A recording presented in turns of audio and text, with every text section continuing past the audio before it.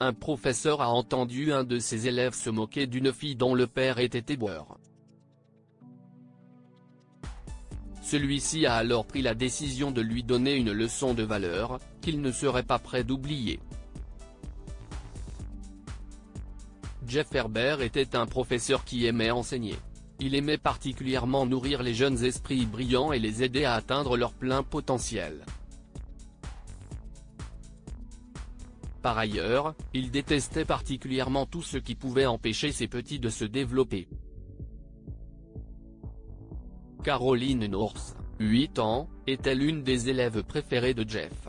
C'était une fille douce et très timide, et Jeff essayait souvent de l'inclure aux activités de classe.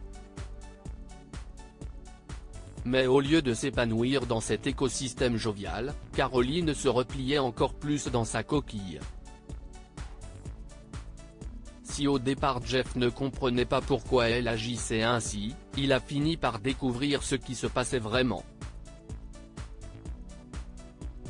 Un jour il était dans sa classe, seul, après la dernière sonnerie, et il a entendu des voix railleuses venant du couloir, près des casiers.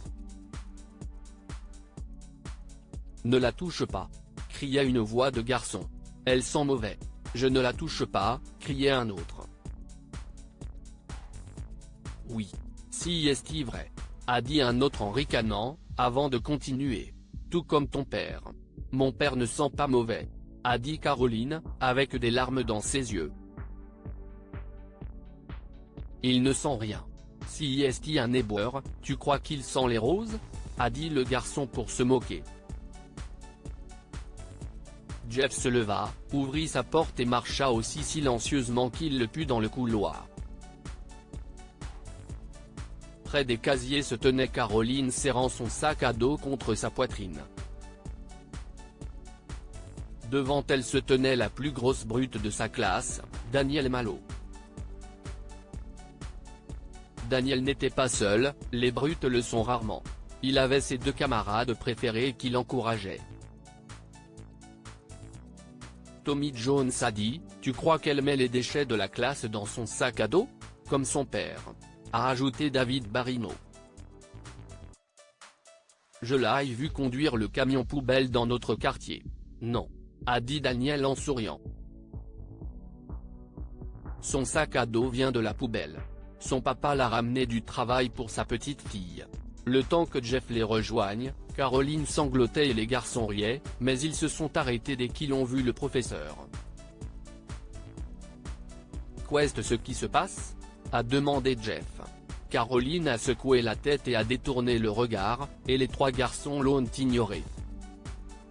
« J'ai tout entendu, Daniel, a dit Jeff.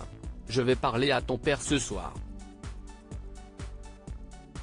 Il s'est tourné vers les deux autres garçons, et les vôtres aussi, Tommy et David.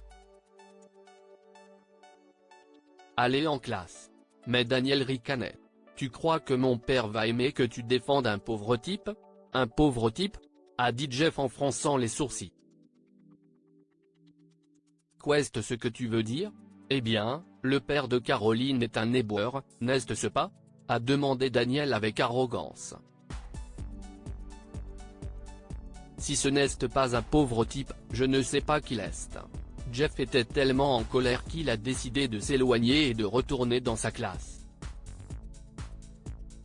Il a pris son téléphone et a appelé le père de Daniel. Il lui a rapidement expliqué ce qui s'était passé, et le rôle de Daniel dans l'incident. Il a été stupéfait par la réponse de Monsieur Malo. Vous ne pouvez pas reprocher au garçon de dire la vérité, n'est-ce pas ? A dit Monsieur Malo. L'homme est un pauvre type. Je veux dire, nous devrions tous viser un peu plus haut, vous ne pensez pas ? Être utile à la société et tout ça ? Jeff a raccroché le téléphone et il était encore plus en colère qu'avant. Mais très vite, une idée avait germé dans son esprit. Il a donc téléphoné au père de Caroline, et tous deux ont eu une longue conversation très intéressante. Le lendemain matin, les enfants ont remarqué que Monsieur Herbert était absent, tout comme Daniel Malo. Celui-ci n'est arrivé à l'école qu'après le déjeuner, sentant les ordures. Il était très calme et ne voulait parler à personne. Tous ses amis étaient curieux et ne cessaient de lui demander ce qui n'allait pas. Mais Daniel, habituellement bavard, était aussi silencieux qu'une tombe. Il ne voulait même pas s'en prendre à Caroline. Tommy a dit « Allez, Dan. Allons remettre à sa place la fille aux ordures ». Mais Daniel jeta un regard effrayé à Caroline, marmonna quelque chose et s'enfuit. Ses amis étaient stupéfaits. Le lendemain, toute l'école était en train de rire.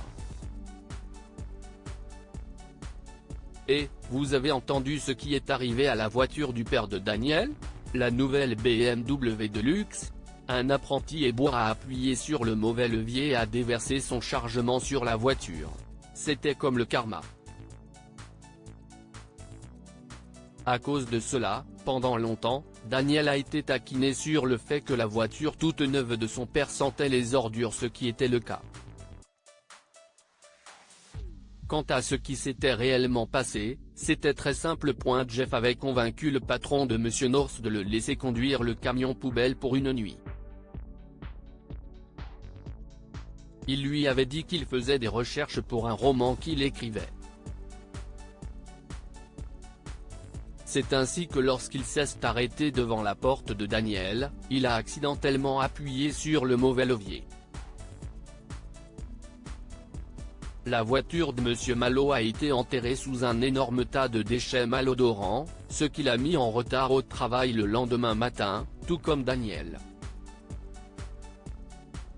Jeff a reconnu son erreur et a proposé de payer une amende, mais Malo, le visage rouge, a refusé son offre.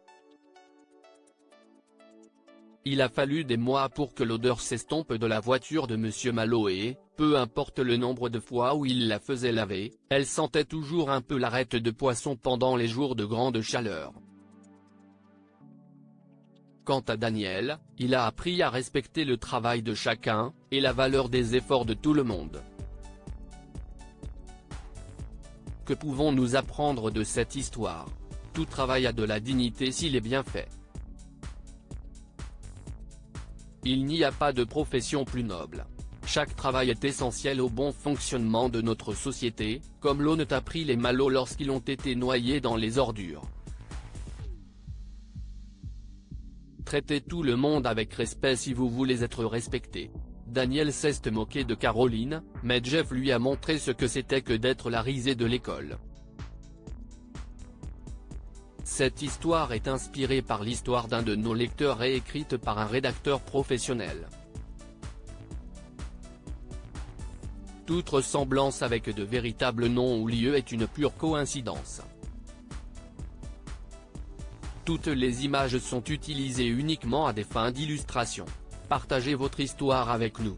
Elle changera peut-être la vie de quelqu'un. Si vous souhaitez partager votre histoire, envoyez-nous un mail à info@amomama.com.